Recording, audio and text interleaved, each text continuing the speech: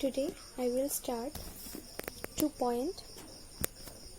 First one, paradox of induction, and second one, criticism. English medium follow the page number 30 and SMS medium 36 page number. So, paradox of induction. Regarding the principle of uniformity of nature, the two statements made by Mill are contradictory to each other. तो मिल ने क्या किया था, uniformity of nature को लेकर मिल ने दो statement दिया था. वही दो स्टेटमेंट जो है वो कॉन्ट्रडिक्टरी हो गया, मतलब एक दूसरे के एगेंस्ट पे आ गया. দুটা দুটাৰ বিৰোধ হৈ গৈছিলে, যেটো দুটা মত দিছিলে মিলে সেই দুটাৰ বিৰোধ হৈ গৈছিল. ফাৰ্ষ্ট ওৱান কি দিছিলে, once he says that this law is the ground of induction, it cannot be derived from our experience. That means it is postulate, assume and presupposition.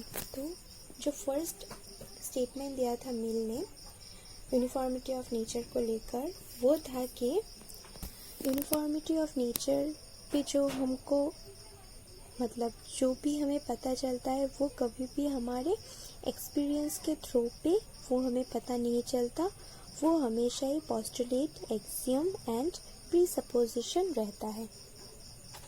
तो प्रकृतिर एकरूपता विधि सम्पर्के তেওঁ কৈছিলে যে प्रकृतिर एकरूपता विधिটো হ'ল সদায় পূৰ্ব স্বীকাৰ্য, সুসংবদ্ধ, মানে ই পূৰ্বৰ পৰাই স্থাপিত হৈ থাকে এনেকুৱা কৈছিলে.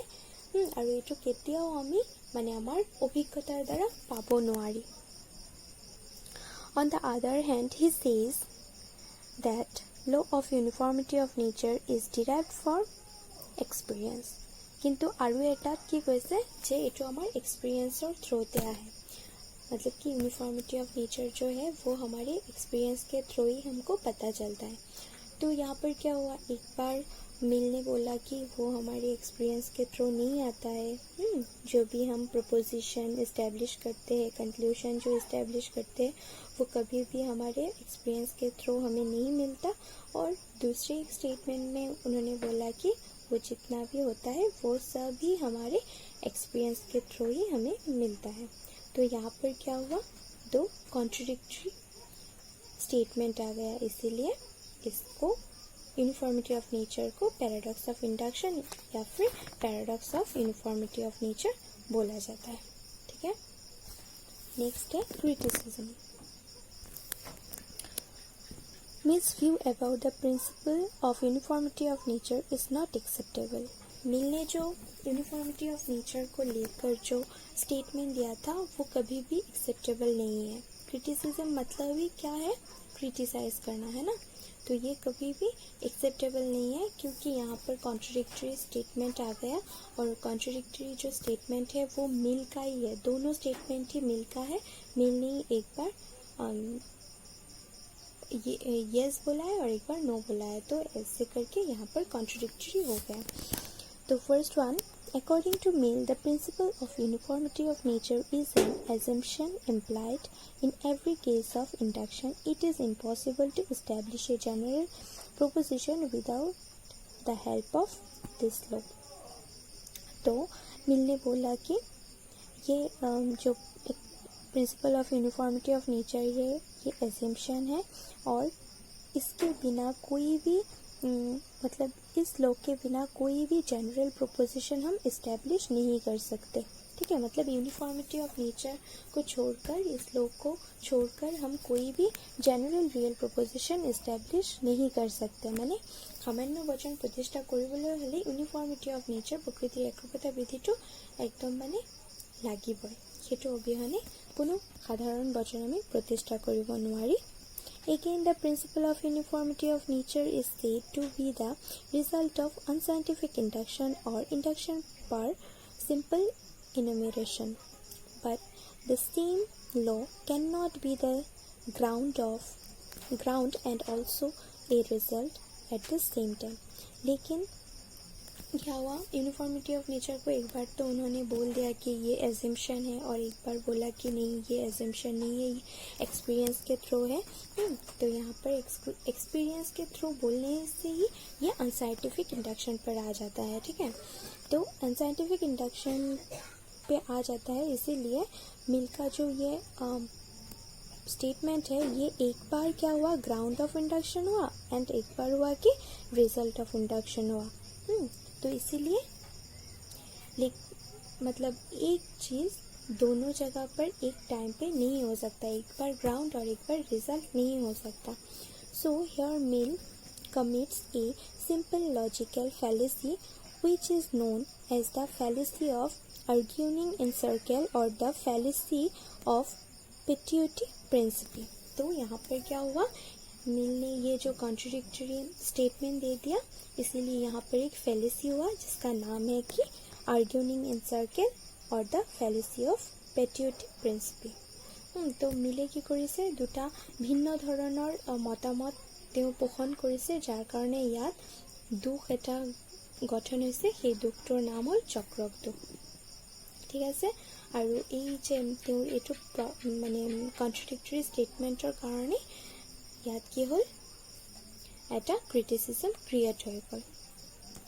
ঠিক আছে, next point, according to Mill, the law of uniformity of is the ground of unscientific induction, but the conclusion of unscientific induction is always probable।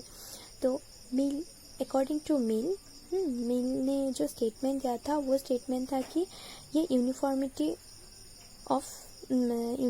Of nature जो है वो अनसाइंटिफिक इंडक्शन है ना, लेकिन अनसाइंटिफिक इंडक्शन का जो conclusion होता है वो हमेशा प्रोबेबल होता है ना। मिलर मते प्रकृति एकरूपता विधिটো অবৈজ্ঞানিক আগমন হয়, আৰু অবৈজ্ঞানিক আগমন হিচাপে অবৈজ্ঞানিক আগমনৰ সিদ্ধান্তটো সদায় কি থাকে, সম্ভাৱনামূলক থাকে। If the conclusion is probable, the ground is also' probable. তো কনক্লুজনটো যদি প্ৰবেবল হয় তেতিয়াহ'লে গ্ৰাউণ্ডটো সদায় প্ৰবেবল হ'ব, হয়নে? Again, according to Mill, the law of uniformity of nature is also the ground of scientific induction, and the conclusion of scientific induction is always certain। Again, Mill ने क्या बोला था कि uniformity of nature जो है scientific भी है। scientific बोलने के साथ साथ scientific induction का जो conclusion होता है वो हमेशा certain होता है। ठीक है, বৈজ্ঞানিক আগমনো তেওঁ বৈজ্ঞানিক আগমনো কৈছে, হয়নে? বৈজ্ঞানিক আগমন কোৱাৰ লগে লগে সেইটো কি হৈ গ'ল, বৈজ্ঞানিক আগমনৰ সিদ্ধান্তটো সদায় কি থাকে, নিশ্চিত থাকে। এবাৰ তেওঁ বৈজ্ঞানিক বুলিও কৈছে, এবাৰ অবৈজ্ঞানিক বুলি কৈছে। চ' Mill is complete to admit that we can get certainty out of probability, but this is absurd। The principle of uniformity of nature cannot be the result of induction also। तो यहाँ पर क्या बोला कि मिल ने जो एक बार साइंटिफिक एंड अनसाइंटिफिक बोला, अगर दोनों साइंटिफिक होता मतलब सर्टेन से हमको सर्टेन कंक्लूशन ही मिलता है, और प्रोबेबल से हमें प्रोबेबल कंक्लूशन ही मिलता है। तो यहाँ पर क्या हुआ, प्रोबेबल है, अनसाइंटिफिक है, तो प्रोबेबल से हमें हमेशा प्रोबेबल ही मिलेगा, है ना। तो ये कभी भी साइंटिफिक नहीं हो सकता, सर्टेन नहीं हो सकता। तो इसीलिए यूनिफॉर्मिटी ऑफ नेचर कभी भी इंडक्शन का रिजल्ट नहीं हो सकता।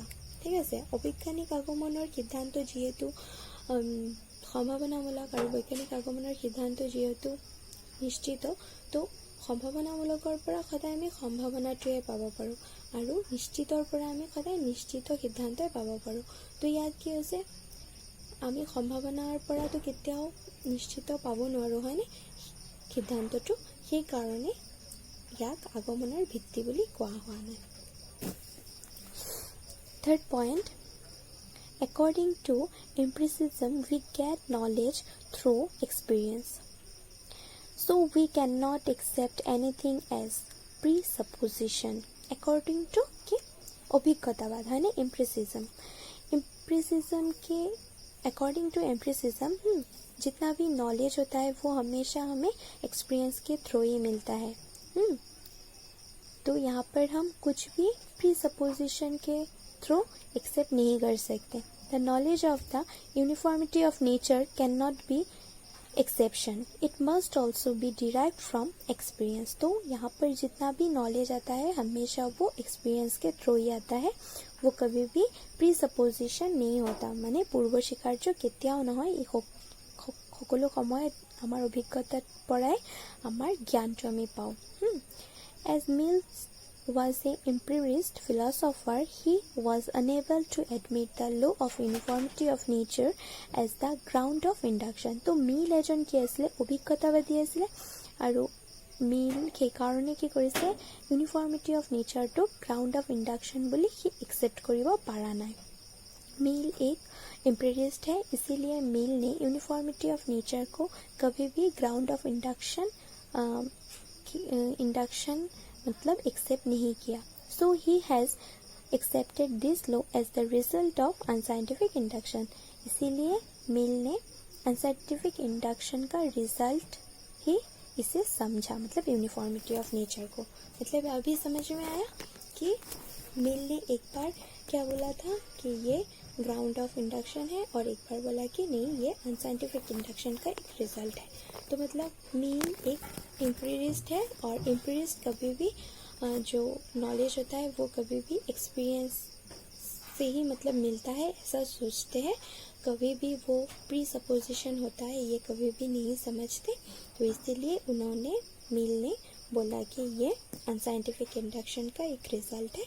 और अगर वो बोलते कि ये इंडक्शन का ग्राउंड है, तो यहाँ पर एक्सपीरियंस, इंडक्शन का ग्राउंड बोलने से यहाँ पर एक्सपीरियंस के थ्रू हमें कुछ भी नॉलेज नहीं मिलता, यही आता है.